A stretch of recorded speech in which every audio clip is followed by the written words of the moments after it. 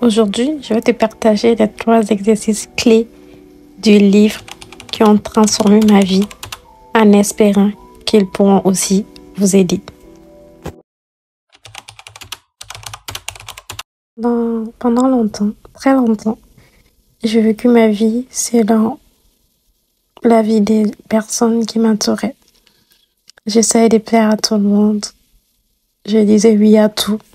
J'étais incapable de dire non. Je voulais qu'on m'aime, je voulais qu'on m'accepte. J'ai fait des choses qui me rendaient malheureuse, limite. Mais à chaque fois, je me disais, c'est juste, je suis gentille, c'est bon, c'est pas grave, c'est bon, c'est pas grave. Sauf que je me suis perdue moi-même. J'ai fini par oublier qui j'étais avant et ces personnes-là auxquelles je me n'ont jamais été là pour moi. Ils m'ont prise pour acquise. Tout ce que je donnais, c'était... Ils le prenaient juste. Et moi, j'avais jamais rien. J'avais rien en retour. Ça a été une époque très difficile auquel j'ai perdu foi en moi. J'ai perdu l'estime de moi-même. J'avais plus confiance en moi. J'étais juste le faire-valoir de mes amis, le faire-valoir de toutes les personnes qui me connaissaient. J'étais juste la petite gentille, la bonne copine de mes crushs. L'auteur nous propose donc, pour travailler sur ça, il nous propose de faire un exercice pour se libérer des attentes des autres. Il s'agit de noter toutes les choses que nous faisons uniquement pour plaire aux autres ou pour répondre à leurs attentes. Ensuite, il nous questionne de nous poser la question suivante. Est-ce que cela me rend vraiment heureuse? J'ai fait cet exercice en lisant toutes les choses que je faisais pour plaire aux autres. Dire oui à tout, pas peur de décevoir. Changer mon style vestimentaire. Faire le devoir de mes copines à leur place. Quand j'ai vu cette liste, j'ai compris pourquoi je me sentais si mal. J'ai commencé à dire non, à choisir des activités qui me plaisaient vraiment et à m'habiller pour moi-même.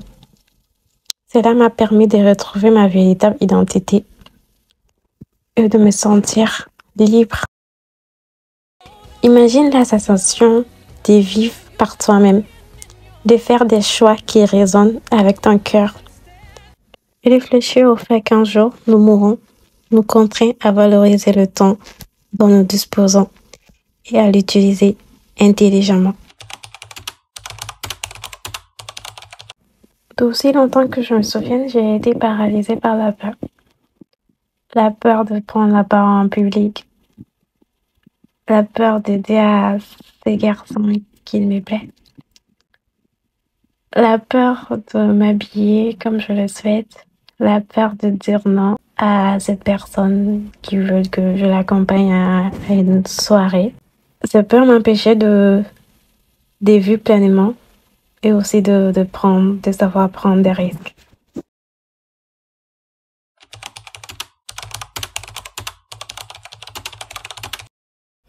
Jay Shetty suggère de faire face à nos peurs pour la surmonter. Il dit, notez toutes les peurs qui vous retiennent. Ensuite, choisissez-en une et réfléchissez à ce que vous pouvez faire pour l'affronter petit à petit. Prenez des petites actions qui vous rapprochent de surmonter cette peur. J'ai noté que ma plus grande peur était de parler en public. Cela m'empêchait de partager mes idées et de m'affirmer, que ce soit avec un ami ou même que ce soit en réunion de travail, jusqu'à ce que ma boss m'interpelle pour m'en faire part. Alors j'ai pris des mesures. Et d'ailleurs, cette vidéo YouTube en est une. J'ai participé aussi à des ateliers de théâtre où j'aime dire que je participe, mais en vérité, j'assiste. Pour le moment, je n'ai pas encore fait des vrais progrès, mais je suis contente de moi. Je participe aussi très souvent à des activités de réseautage où je vais à la rencontre d'autres personnes. Ça m'arrive très rarement d'aller me présenter vers un inconnu, mais déjà le fait de sortir de chez moi et d'aller sur place, c'est un bon effort. J'arrête pas, je vais continuer. J'espère qu'un jour, j'aurai cette force-là d'aller vers quelqu'un et de sociabiliser avec cette personne. La peur est une réponse naturelle au défi. Mais elle ne doit pas nous paralyser. En affrontant nos peurs, nous découvrons souvent que nous sommes bien plus forts que nous le pensions l'être.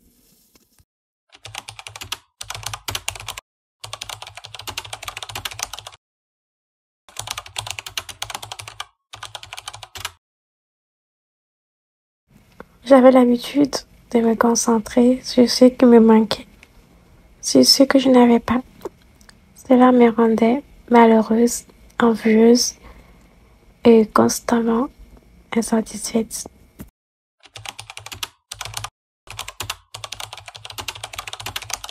Jay recommande de pratiquer la gratitude quotidiennement.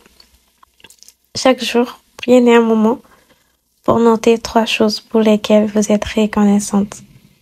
Cela peut être aussi simple qu'un bon repas, le sourire d'un ami ou un coucher de soleil magnifique. Personnellement, j'ai commencé à pratiquer la gratitude tous les matins. Je note des petites choses, la chaleur de mon café, une conversation agréable, un moment de calme. Au début, j'avoue que je restais sur la page blanche parce que je me disais qu'il y avait pratiquement rien dans ma vie auquel j'étais reconnaissant. Au contraire, je disais ça va pas, ça va pas. C'était vraiment dur. Je me souviens de commencer l'exercice. Je me souviens le premier jour, j'ai juste mentionné je suis en bonne santé. Pourtant, là, je suis en train de dire j'ai juste mentionné comme si c'est juste un fait et que 7 milliards de personnes que nous sommes tous en bonne santé, alors que c'est tellement faux. Il y a beaucoup de personnes qui rêveraient d'avoir une bonne santé que j'ai. Et le lendemain, je me souviens, j'ai 2 pieds pour faire du sport. Parce qu'en ce moment, je voulais travailler sur moi et j'avais aussi commencé à faire le sport. Le soir, j'en ai fait du sport. Et quand je le pratiquais, je me disais que c'est quand même un corvée, genre, c'était au tout début quand je commençais le sport là, ça a beaucoup changé. Et le pensée qui me venait, c'est pensant que je déteste ça. Et je me suis rappelé, en fait, il y a sûrement quelqu'un qui a envie de faire du sport, mais qui peut pas le faire parce que cette personne n'est pas en capacité de le faire. Et moi, j'étais en capacité de le faire. Et du coup, le lendemain, je suis reconnaissant parce que j'ai 2 pieds. Et ensuite, maintenant, ça fait presque 1 année que je fais cette activité. Et maintenant, la liste est tellement longue que des fois, je rentre, je ne mets même pas de notes, je rentre juste dans ma page pour voir toute ma liste. Et c'est tellement long maintenant. J'ai créé toute une page Notion pour ça, un cours très bien travaillé. D'ailleurs, si vous voulez, je peux vous partager ma page Notion. Si jamais ça vous intéresse, je me mets mon compte Instagram. Écrivez-moi sur Instagram et je vous partage ma page Notion. Que vous pouviez modifier ou dupliquer à votre sauce.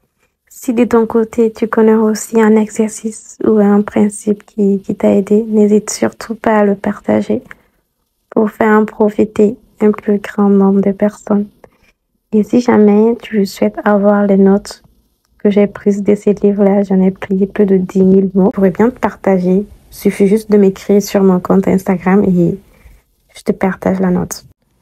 Mieux vaut vivre imparfaitement votre destin que de vivre parfaitement une imitation de la vie de quelqu'un d'autre. Je ne suis pas ce que je pense être et je ne suis pas ce que vous pensez que je suis. Je suis ce que je pense que vous pensez que je suis. Notre identité est liée à ce que les autres pensent de nous, ou plus exactement, à ce que nous pensons que les autres pensent de nous. La seule façon de se bâtir une vie qui a du sens est de filtrer ce bruit et de regarder en soi. Il est important de donner du sens à notre vie, non pas en pensant que d'autres ont une plus belle vie que nous, mais en étant la personne que l'on veut devenir.